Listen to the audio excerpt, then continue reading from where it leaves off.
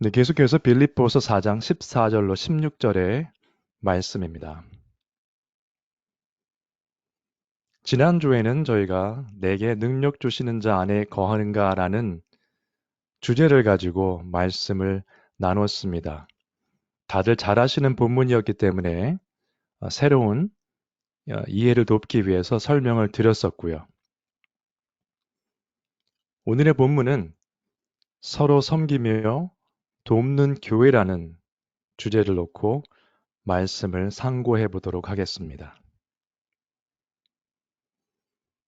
문맥을 위해서 지난주에 봤던 본문을 읽고 시작하겠습니다.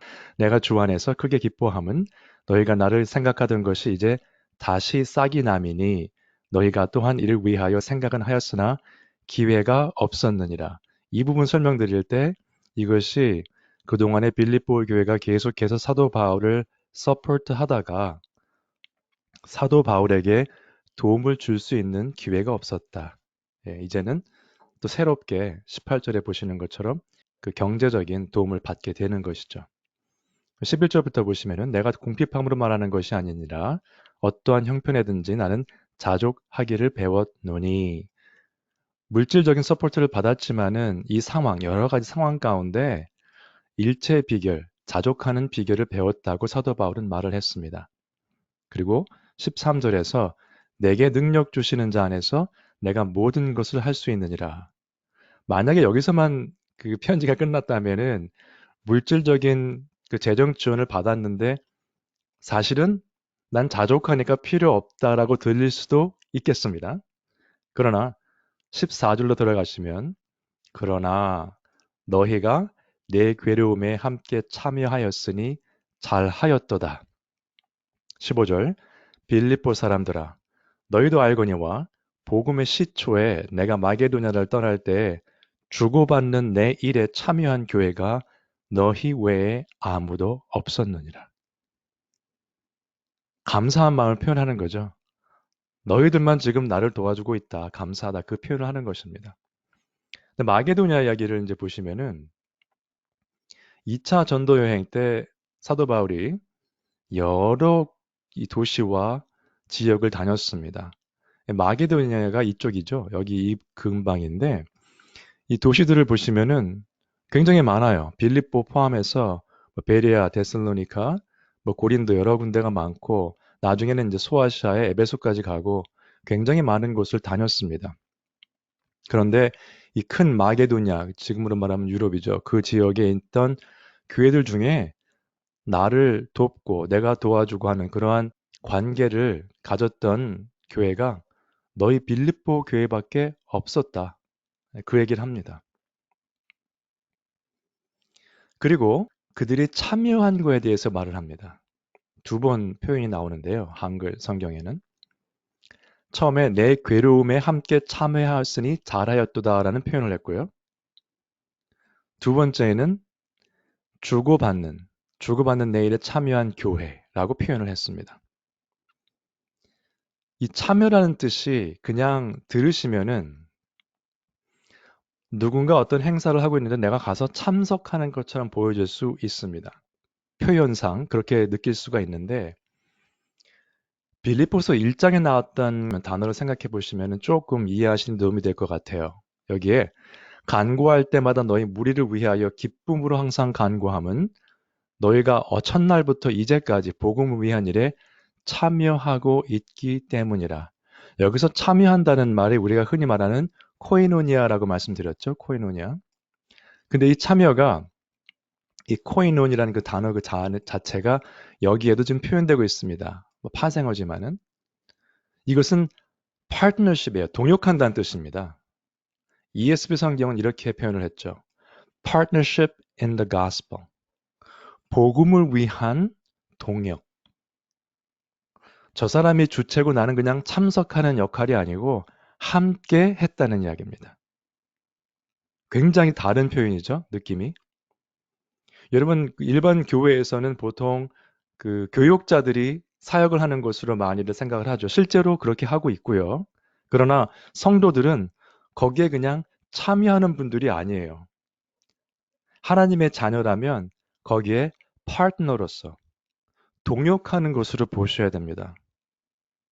역할은 다를지언정 동역한다는 데는 변함이 없습니다. 그리고 오늘 본문 마지막 구절이죠.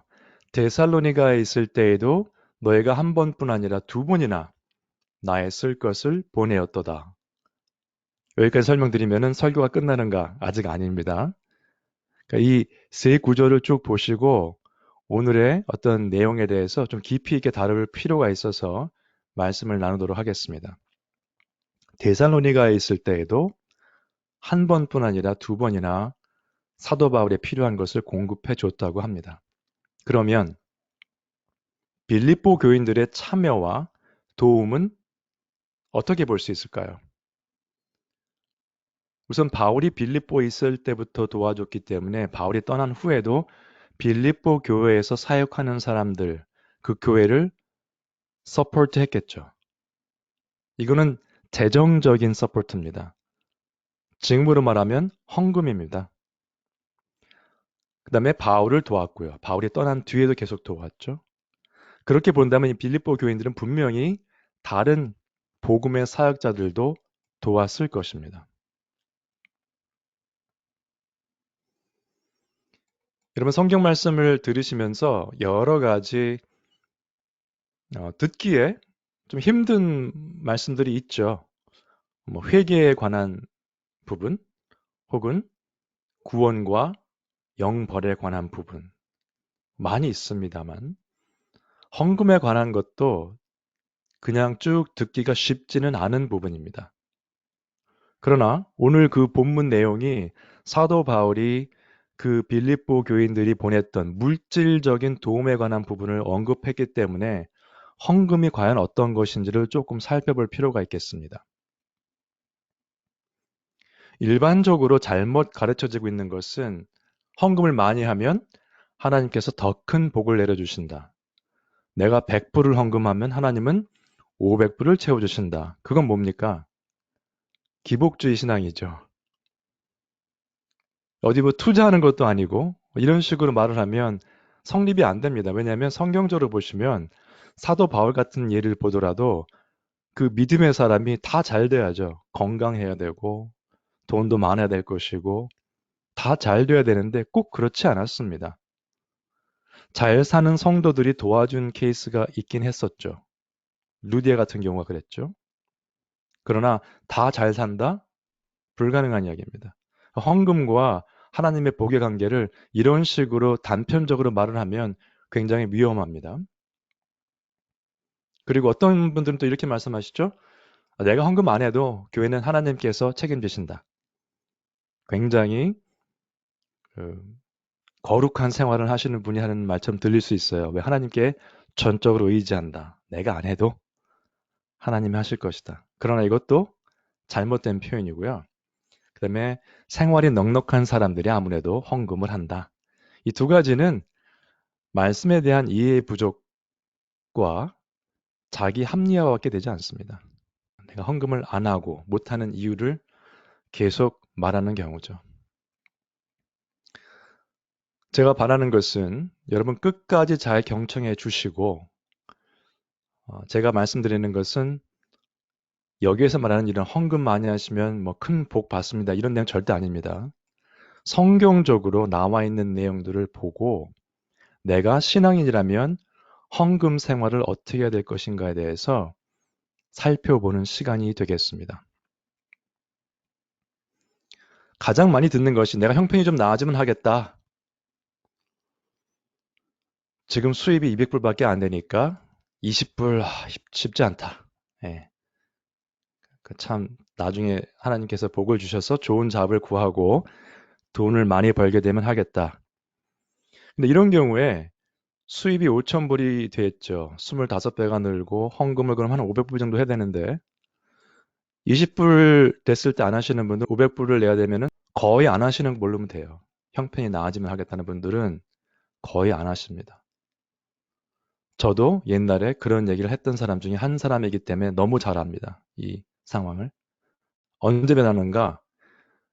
그리스도를 믿고 신앙생활을 시작하면 그 주는 것이 아깝지가 않게 되죠. 먼저 헌금은 하나님의 명령이라는 것을 기억하셔야 됩니다. 오늘 본문들을 많이 저희가 볼 텐데요. 이것은 리코딩이 되기 때문에 나중에 한번 리뷰를 하셔야 될 것 같아요. 제가 하나하나 다 자세하게 설명을 드릴 수는 없습니다. 그 포인트만 잡아 드릴게요. 하나님의 명령인데 이렇게 나와 있죠. 너희 가운데 모든 남자는 1년에 3번 곧 무교절과 칠칠절과 초막절에 내 하나님 여호와께서 택하신 곳에서 여호와를 배웁되 오늘 기도하신 것처럼 그때는 예루살렘에 갔어야 됐습니다. 예배를 드리기 위해서. 그런데 거기 갈 때 어떻게 가야 되느냐? 빈손으로 여호와를 배웁지 말고 각 사람이 네 하나님 여호와께서 주신 복을 따라 그 힘대로 드릴지니라. 빈손으로 여호와를 뵙지 말라고 합니다. 여러분 그때 당시에 그런 일 때문에 그런 여건 때문에 신약에서도 성전에서 멀리에서 이렇게 예루살렘에 와서 예배드리는 사람들을 위해서 거기서 장사를 한 겁니다. 깨끗한 동전, 그다음에 뭐 그 동물 같은 거 이런 제사 지낼 것들을 못 가져오는 경우가 많잖아요. 멀리서 오니까. 거기서 구입해서 하는 거예요. 그런데 왜냐하면 빈손으로 오지 말라고 했기 때문에. 그런데 의도는 좋았으나 방법이 틀렸던 것이죠. 성전에서 장사하는 것은 안 된다는 그런 의미를 보셔야 되는데 어쨌든 그렇습니다. 명령인데 어떻게 가져야 되느냐? 각 사람이 네 하나님 여호와께서 주신 복을 따라 그 힘대로 드릴지니라. 무리해서 하라는 것이 아닙니다. 할 수 있는 만큼 하라. 빈손으로 여호와를 뵙지 말라는 명령이 있는데 우리는 빈손으로 당당하게 나옵니다. 성전에. 그리고 앉아서 예배를 감상하고 집으로 돌아가는 경우가 얼마나 많은지 모릅니다.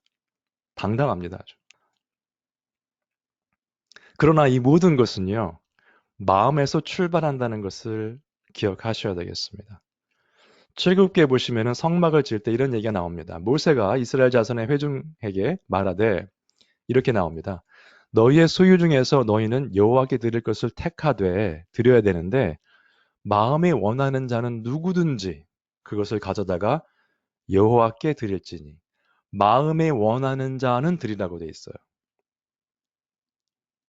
이 히브리어의 그 성경 이 단어를 보시면은 이렇게 돼 있습니다. 준비된 마음이죠. ready, willing, 자원하는 마음.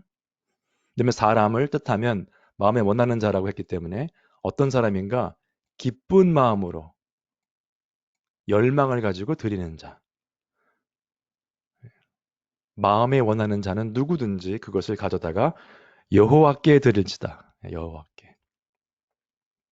여러분 헌금하실 때 하나님께 드린다는 마음으로 하십니까?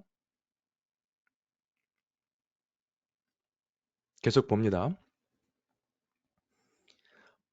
마음이 감동된 모든 자와 자원하는 모든 자가 와서 회막을 짓기 위하여 그 속에서 쓸 모든 것을 위하여 예물을 가져다가 여호와께 드렸으니 곧 마음에 원하는 남녀가 와서 여러 가지 금품을 가져다가 사람마다 여호와께 금예물을 드렸으며 보시면 마음이 감동된 모든 자, 자원하는 모든 자, 마음에 원하는 남녀가 와서 여호와께 예물을 드렸다고 말합니다. 저희 윗세대 어르신분들 말씀을 들어보면 옛날에는 그 지폐죠. 그 종이돈을 주중에 준비를 하시는 분들은 어떤 분들은 그걸 잘 어떻게 다리미로 다려서 그 빳빳하게 다려서 준비해서 오시는 분도 있다고 들은 적이 있습니다. 그 마음의 문제거든요. 예. 주일날 아침에 급하게 책북을 쓰는 것이 아니라 주중에 기도하는 가운데 준비하고 주일날 내가 하나님께 예물을 드려야 되겠구나. 이런 마음으로 준비해서 오시는 분들이 있다는 이야기를 들었습니다. 계속하죠. 근데 이것은 이제 신약에서 한번 보겠습니다. 각각 그 마음에 정한 대로 할 것이요. 인색함으로나 억지로 하지 말지니 하나님은 즐겨내는 자를 사랑하시느니라. 인색함이나 억지로 하는 거 얘기 나왔는데요. ESV에는 이렇게 해석을 했습니다. 번역을 reluctantly or under compulsion. 무슨 뜻이냐면 주저주저 하는 거죠. 마음에 내키지 않는데 하는 거죠. 그다음에 under compulsion이 억지로라는 뜻이랑 비슷합니다. 할 수 없이 이게 사람이 누가 프레셔 받는 거죠. 이거 안 하면 기분이 좀 마음이 좀 편치 않고 해야 되는 것 같고 그런 마음으로 하는 거. 하나님은 마음을 보시기 때문에 즐겨내는 자를 사랑하신다고 되어 있습니다. 그리고 하나님이 능히 모든 은혜를 너에게 넘치게 하시나니 이는 너희로 모든 일에 항상 모든 것이 넉넉하여 모든 착한 일을 넘치게 하게 하려 하심이라. 이것은 다만 물질적인 복만이 아니겠죠. 사도 바울이 돈이 많아서 사역을 한 것이 아니었습니다.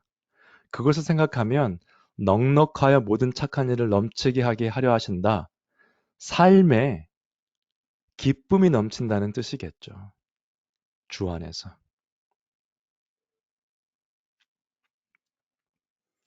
구약을 한번 다시 보겠습니다. 돌아가서 그때 모세가 말을 했을 때 자원하는 자, 원하는 자, 마음에 그러한 움직임 있는 자들은 가져와라 그렇게 말을 했습니다. 그랬더니 백성이 아침마다 자원하는 예물을 연하여 가져왔으므로 성소의 모든 일을 하는 지혜로운 자들이 각기 하는 일을 중지하고 와서 하나님이 주신 달란트대로 성소를 그 성막을 짓던 사람들이 일을 중지하고 모세에게 왔습니다. 백성이 너무 많이 가져오므로 여호와께서 명령하신 일에 쓰기에 남음이 있나이다. 자원하는 예물입니다. 여러분 우리가 이러한 사역을 하기 때문에 돈을 한 사람 앞에 얼마씩 가져오십시오 해서 걷는 것이 아니고 자원하는 예물을 사람들이 연하여 계속해서 가져오므로 그 가져온 예물들이 쌓이는 거예요, 지금. 차고 넘친 거죠. 그 말을 듣고 모세가 명령을 내립니다. 그들이 진중에 공포하여 이르되 남녀를 막론하고 성소에 드릴 예물을 다시 만들지 말라 하매 백성이 가져오기를 그치니 있는 재료가 모든 일을 하기에 넉넉하여 남음이 있었더라. 그만 가져오란 얘기죠. 너무 많다. 물론 성막을 짓고 성소를 만드는 일에 사용되었던 것이 1차적인 이야기입니다만 자원하는 예물을 가져왔다는 것이 포인트죠. 모세가 다들 가져와라가 아니었고요. 자원하는 자들. 여러분들이 섬기시는 교회는 어떠십니까? 성도들이 자원하는 예물을 연하여 가져오므로 차고 넘쳐서 이제 좀 그만 와도 됩니다 하는 교회가 있을까요? 저는 궁금합니다.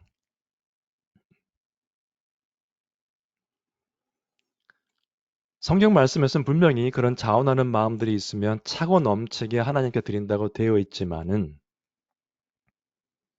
사도 바울의 삶을 보면 교회들이 그렇게 다 하지는 못했던 것 같습니다. 사도행전에 보시면 이런 말씀이 나오죠.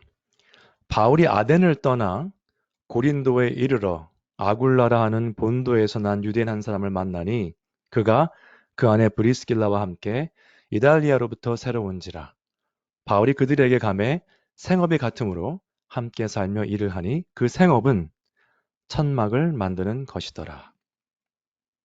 그럼 어떻게 했을까요?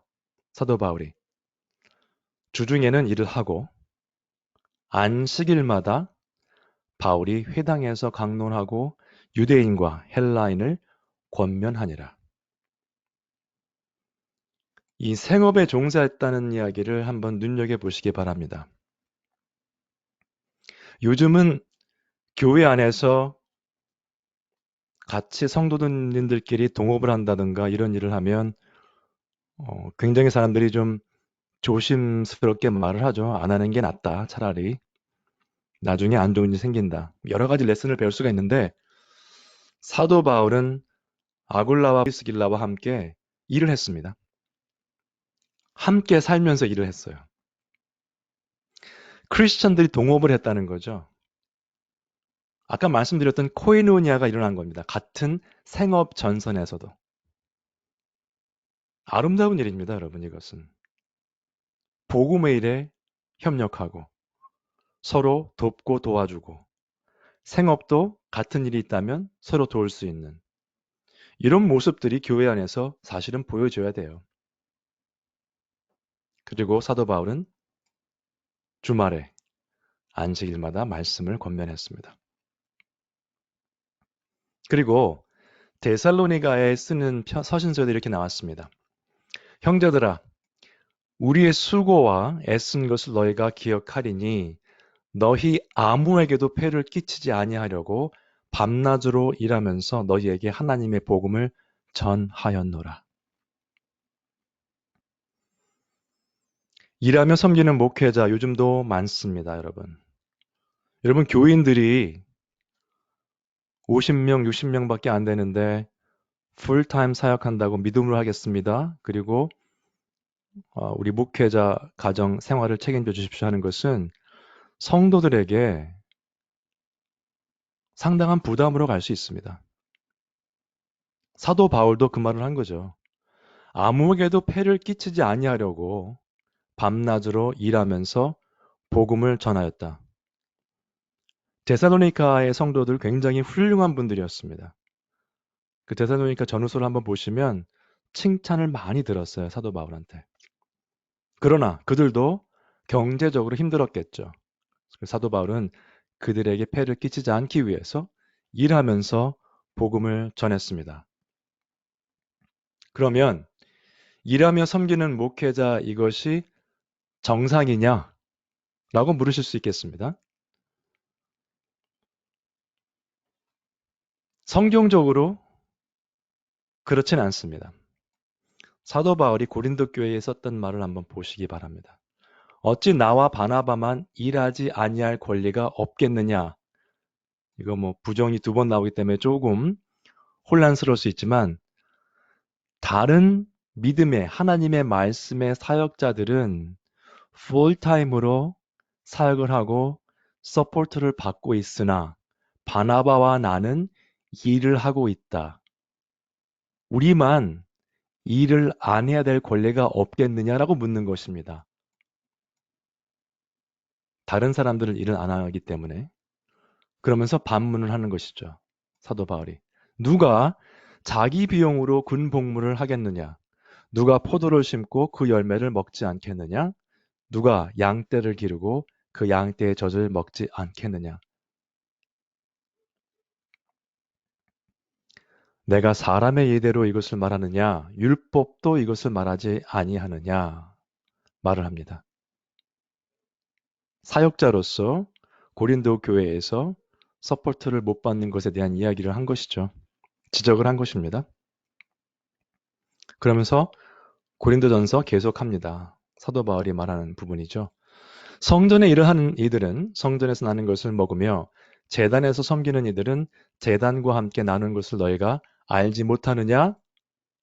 다들 알고 있다는 이야기예요. 들어서. 이와 같이 주께서도 예수님께서도 복음 전하는 자들이 복음으로 말미암아 살리라 명하셨느니라. 당연히 복음의 일을 하면서 서포트를 받는 게 맞다는 거죠.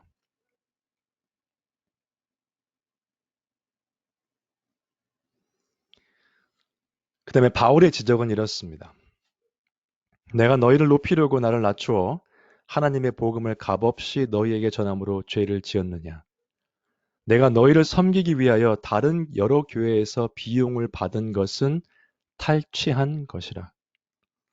고린도 후서의 말씀입니다. 여기서 탈취한 것이라고 했는데요. 영어 ESV에는 robbed.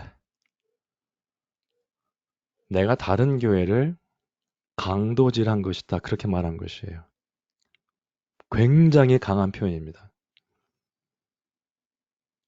다른 교회에서 사도 바울을 도와준 것은 잘못된 것이 없습니다. 그러나 사도 바울이 섬겼던 고린도 교회에서는 서포터가 없었다는 거죠.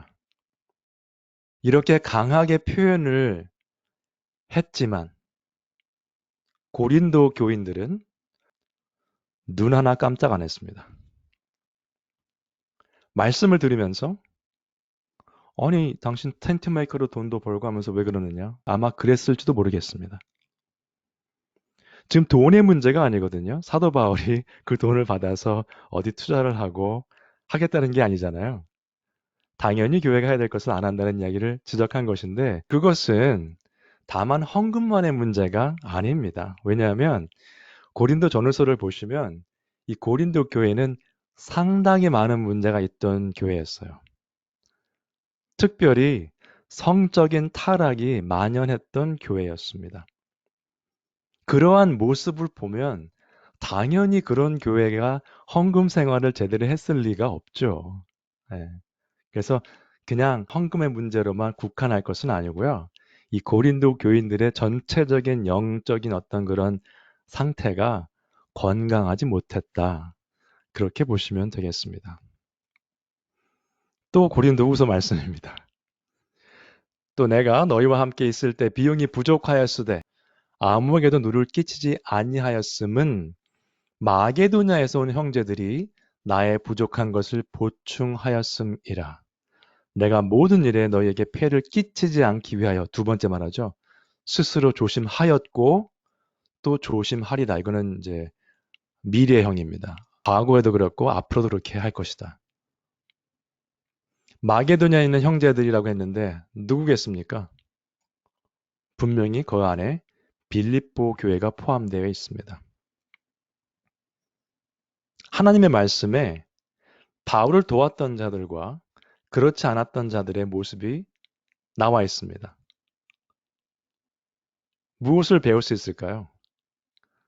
우리는 과연 하나님의 일을 하고 있는 곳에 내 물질을 올려드리고 있는가?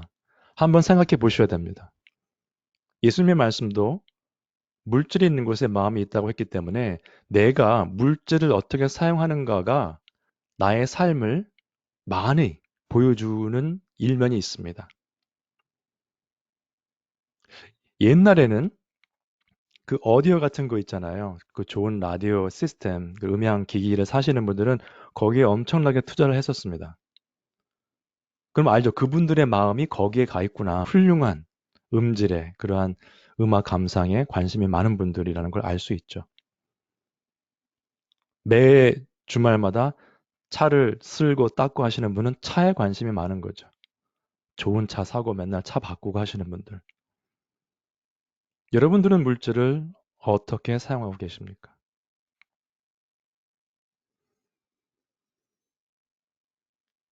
그리고 지금 고린도 전후서의 말씀을 계속 드렸는데 지난 한 5개월 동안 들었던 빌립보서의 내용과 고린도 전후서의 내용을 한번 비교해 보시면 사도 바울의 그 말하는 억양이 그 톤이 어떻게 들리세요? 빌립보는 사랑으로 가득 넘치는 내용이죠.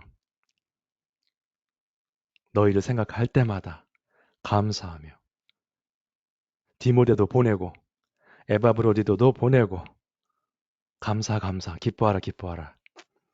고린도 교회는 이거 너희가 알지 못하느냐 이렇게 하겠다. 다른 감정이 보일 수 있는 서신서들입니다. 이건 사도 바울이 뭐 사심이 있어서가 아니라 어, 그렇게 설명할 수밖에 없는 부분이었겠죠.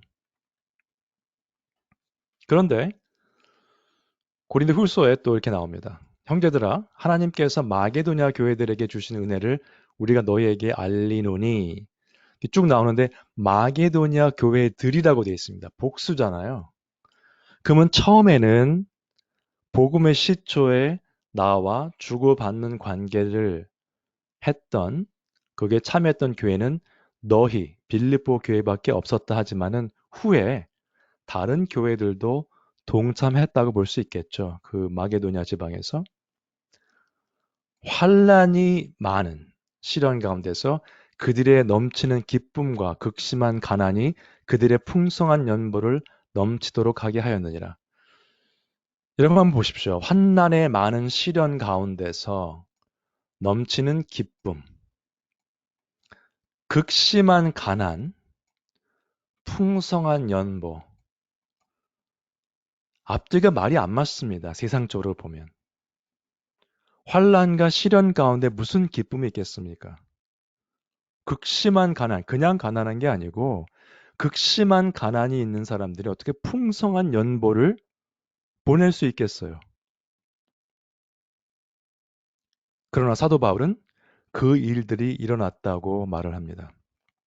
여러분, 환난 가운데 주님을 붙잡으시면 그 안에 넘치는 기쁨이 있습니다. 그러나 환난 때만 붙잡지 마시고 평소부터 기쁜 일이 있을 때도 아무 일이 없을 때도 범사에 감사하시면 늘 넘치는 기쁨이 있으세요. 그 다음에 극심한 가난이 있으면 풍성한 연보가 나온다. 가난했기 때문에 연보가 넘친 것이 아닙니다. 여러분, 이건 마음의 문제죠. 우리가 흔히 생각하기에 아까 말씀드렸지만은 잘 살고 부자인 사람들이 헌금을 많이 하는 것처럼 생각을 하세요, 많이들. 근데 주위에 신앙생활 오래 하신 분들 한번 보십시오. 잘 살고 1년에 베이케이션 두세 번씩 가시는 분들이 헌금 많이 하지 않습니다. 꼭 그렇지 않아요. 베이케이션 갈 거 안 가고 헌금하시는 분들이 있는 경우가 더 흔하지, 베이케이션 가고 돈이 많아 보이는 분들이 헌금을 넉넉히 드리는 경우 많지 않습니다. 마음의 문제이기 때문에 그렇습니다. 그래서 극심한 가난, 말씀드렸지만 마게도냐 그 지방, 로마 제국이 안에 있었기 때문에 전 국민의 4분의 1 정도, 그 이상이 어떻게 보면 노예의 신분이었고, 지금 저희들이 사는 그 삶과는 비교할 수가 없죠. 인류의 역사상 지금처럼, 지금 팬데믹 때문에 힘들다고 하지만은 지금처럼 평균적으로 잘 사는, 인류가 잘 살았던 때는 없었습니다. 저희 부모 세대만 해도 뭐 보릿고개라는 게 있었다고 하잖아요. 저희 세대만 해도 그런 보릿고개를 겪으면서 정말 힘들었던 분들이 많지 않아요. 지금 저희들 자녀 세대는 말할 것도 없고, 지금 미국에 살고 있잖아요, 저희가. 그러므로 이 극심한 가난이라고 표현을 하는데 이것을 우리가 이해할 수 없어요. 얼마나 가난했는지. 우리가 보는 그 가난이 아닙니다, 여러분. 그러나 그들은 풍성한 연보를 넘치도록 하게 했다. 그런데 그들은 내가 이 정도는 할 수 있겠다라고 한 것이 아니었습니다. 내가 증언하노니 그들이 힘들어할 뿐 아니라 힘에 지나도록 자원하여. 어떻게 그것이 가능했을까요? 사도 바울이 계속해서 설명을 합니다. 이 은혜와 성도 섬기는 일에 참여함에 대하여 우리에게 간절히 구하니, 본인들도 극심하게 가난하면서 내가 돕고 싶습니다 했다는 거예요. 우리에게 간절히 구했다는 거예요. 성도 섬기는 일에 참여하겠다고. 여러분 혹시 이런 성도분들을 주위에 보신 적이 있으십니까? 최근에? 우리가 바라던 것뿐 아니라 그들이 먼저 자신을 주께 드리고 또 하나님의 뜻을 따라 우리에게 주었도다. 먼저 자신을 주께 드린 자들, 하나님을 인격적으로 만나서 그 안에서 거듭난 자들이라는 뜻입니다. 상황이 좋아져서가 아니고 그리스도를 만난 자들이 그렇게 했다는 거예요. 하나님의 뜻을 따라 우리에게 주었도다. 자기의 열정, 자기의 열심을 준 것이 아니라, 아, 이 부분에 하나님의 뜻이, 하나님의 말씀이 선포되니 이런 도움이 필요하겠구나. 그게 영적으로 보인 거죠. 그 사람들이 사도 바울과 전화 통화를 할 수 없었죠. 볼 수도 없었습니다. 사도 바울을 직접. 그러나 알았습니다. 그가 말씀에 대한 열정을 가지고 어디를 가나 말씀을 전파했구나. 그런 면에서 다음 주 혹은 그 다음에 시간이 되면 말씀을 드리겠지만 우리가 흔히 말하는 지역 교회 목회와 선교, 우리가 흔히 말하는 선교라는 거, 차이점이 있는지 고민해 보셔야 됩니다. 사도 바울의 사역은 빌립보에 있을 때나 다른 지역, 에베소, 고린도, 데살로니가 어디를 가든지 그의 사역은 같았습니다. 우리는 이상하게도 지역교회 목회자와 멀리 가 있는 선교사와의 사역을 마치 다른 것처럼 생각을 합니다. 현대 교회에서 잘못 가르치는 것 중에 하나라고 보시면 되겠습니다.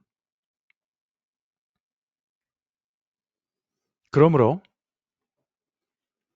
교회 안에서 헌금만 따로 떼어서 강조하는 것은 위험합니다. 특별히 11조를 강조하는 교회가 많죠. 11조 안 하면 사람들 완전히 마음에 부담돼서 교회 나오는 게 힘들게 느껴질 정도로 11조를 강조하는 교회들이 많이 있습니다. 특히 말라기 3장 같은 것을 보여주면서 이야기를 하죠. 하나님의 것을 도적질했다 이렇게 표현을 하는데 굉장히 위험한 교리적인 가르침입니다. 그리고 보통 어떻게 갑니까? 11조를 해야 하나님이 복을 주신다. 풍성히 내려주신다. 우리가 말했던 기복주의로 가는 것이죠. 내가 100불을 투자하면 하나님은 500불로 채워주신다. 그것은 신앙이 아닙니다, 여러분. 그리고 제가 시간이 되면 말씀을 한번 드리겠지만 11조 우리가 말하는 10%도 아니에요. 계산을 다 해보면 20% 이상 됩니다. 그 다음에 헌금 생활은요, 신앙 생활의 일부입니다, 여러분. 그렇기 때문에 내가 다른 것은 다 잘하는데 헌금만 좀 부족합니다. 그렇게 말할 수 없어요. 내가 헌금은 열심히 잘하고 참 하나님 잘 믿는데 말씀은 안 봅니다. 여러분 그게 말이 된다고 생각하세요? 앞뒤가 안 맞는 말이잖아요. 밸런스가 안 맞는 말씀입니다. 헌금을 신앙생활의 일부로 보셔서 내가 신앙적으로 성숙이 되면 헌금 생활은 자원하는 마음으로 기쁜 마음으로 드리는 것으로 자연히 따라오는 것으로 보셔야지 어떤 액수를 정해놓는다든가 목표를 정해놓고 교회가 강압적으로 받는 것은 성경이 가르치는 것이 아닙니다.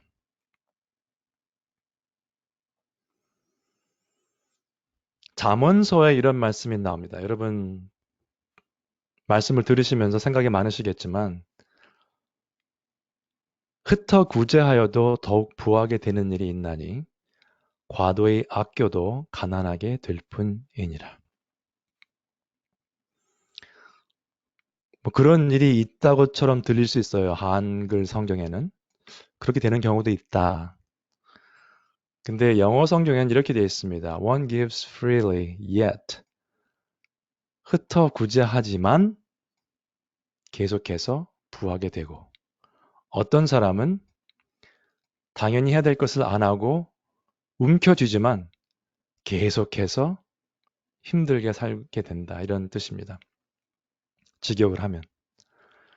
개런티는 아니죠. 뭐 구제한다고 다 부자가 되겠습니까? 그 내 거를 움켜쥔다고 있을 거예요. 내가 평생 움켜잡고 살았는데 남은 게 별로 없는 경우가 있습니다. 제가 가끔 드리는 예 중에 하나가 비즈니스나 이런 것 때문에 제가 사람들을 많이 만난 경우가 있는데 그런 케이스에 보면 정말 본인의 페니 한 장 손이 안 보시는 분들이 있어요. 근데 그런 분들 그렇게 잘 사는 분들 별로 없습니다, 여러분. 강팍하기 때문에. 근데 왜 그렇습니까?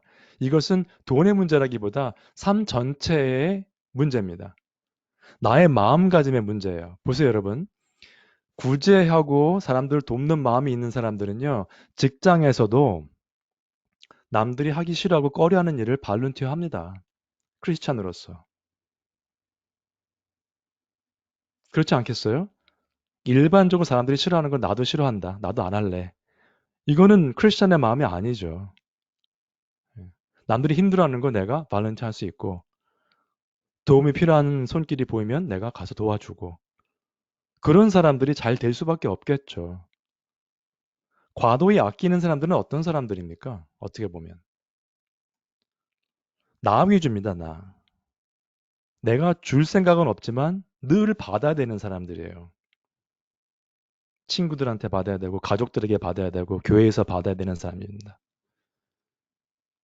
정부에서 받아야 되고, 다 받아야 되는 거예요. 나중에 이제 저희가 구약에 하겠지만은, 광야에서 출애굽한 백성들이 계속 하나님께 컴플레인하다 다 그 세대가 죽었잖아요. 당대에 있는 세대들이 다 죽었는데, 그 사람들의 모습은 애굽에서 어떤 면에서 보면 노예였기 때문에 그 노예의 근성을 가지고 있던 사람들이에요. 가나안 땅에 들어가도 노예처럼 살려고 했었던 그런 사람들이었습니다. 마음 자세가. 이 두 가지의 경우를 보시면 삶 전체의 문제지 돈의 문제는 아닙니다.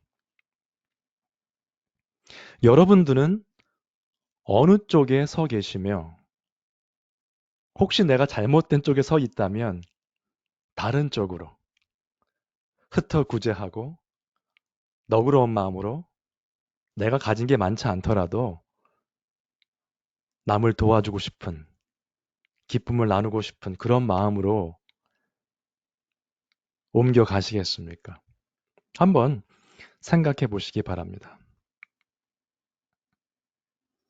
오늘 헌금 얘기를 드렸습니다만 성경적 교회는 이런 교회입니다.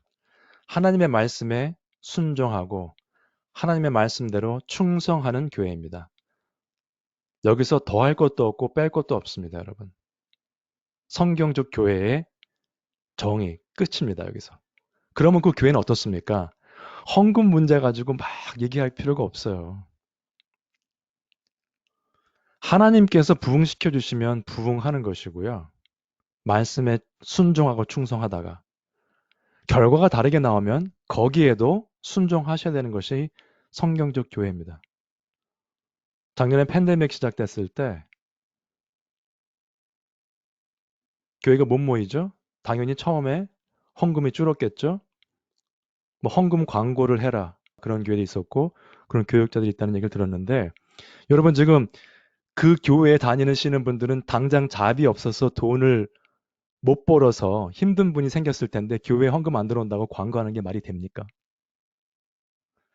하나님의 교회는 말씀에 순종하고 충성하다가 하나님께서 부흥시켜 주시면 할렐루야 가는 교회고 다른 결과가 오더라도 주님께 순종하고 계속 끝까지 충성하는 것이 하나님의 교회입니다.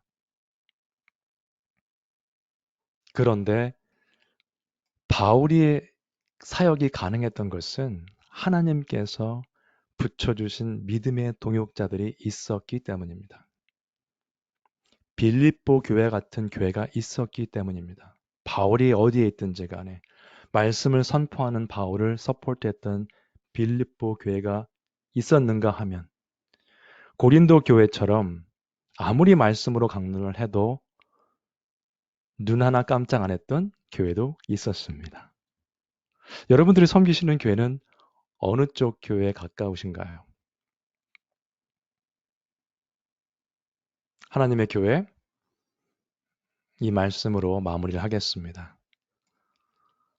무엇보다도 뜨겁게 서로 사랑할지니 사랑은 허다한 죄를 덮느니라. 여러분 이 사랑은요. 베드로 전서니까 누가 썼을까요? 베드로가 썼죠. 여기서 말하는 사랑은 아가페 사랑입니다. 특별히 아가페, 필레오 이렇게 구별할 필요는 사실은 없지만 그러나 아가페 사랑이라고 하면 일반적으로 아는 것이 하나님의 무조건적인 사랑이죠. 이렇게 당당하게 사랑하라, 아가페 사랑으로 사랑하라고 말할 수 있었던 베드로가 이 서신서에 말할 수 있었던 것은 앞에 사건을 보시면 참 많은 변화입니다. 예수님께서 잡히셨을 때 세 번 부인했던 베드로가 요한복음 21장에서 부활의 예수님을 만나서 네가 나를 사랑하느냐. 그 이후에 사도행전에서 완전히 바뀌었죠. 그 사랑을 체험한 베드로, 뜨겁게 사랑하라고 말할 수 있게 된 것입니다. 서로 대접하기를 원망 없이 하고 각각 은사를 받은 대로 하나님의 여러 가지 은혜를 맡은 선한 청지기 같이 서로 봉사하라. 여러 가지 은혜를 맡은 선한 청지기는 뭐죠? 내가 주인이 아니고 하나님께서 주신 것을 잠깐 맡아서 매니저하는 매니저입니다. 그걸 어떻게 해야 돼요? 움켜쥐는 것이 아니라 서로 봉사하고 대접하는 데 사용해야 되겠죠. 이 사랑은 그냥 서로 사랑하라는 것이 아니라 베드로의 예처럼 먼저 그리스도를 사랑하게 되고 그 사랑을 깨달았을 때만 가능한 사랑입니다. 지금 말씀 들으시는 모든 여러분들께서도 하나님의 사랑, 예수 그리스도의 사랑, 성령님께서 내 안에서 역사하는 그 사랑 때문에 다른 그리스도 안에 있는 형제 자매를 사랑하시고 서로 대접할 수 있고 봉사할 수 있고 섬길 수 있는 기회를 늘 찾으시면서 돕고 세워주시는 그러한 일들로 인해서 늘 기뻐하며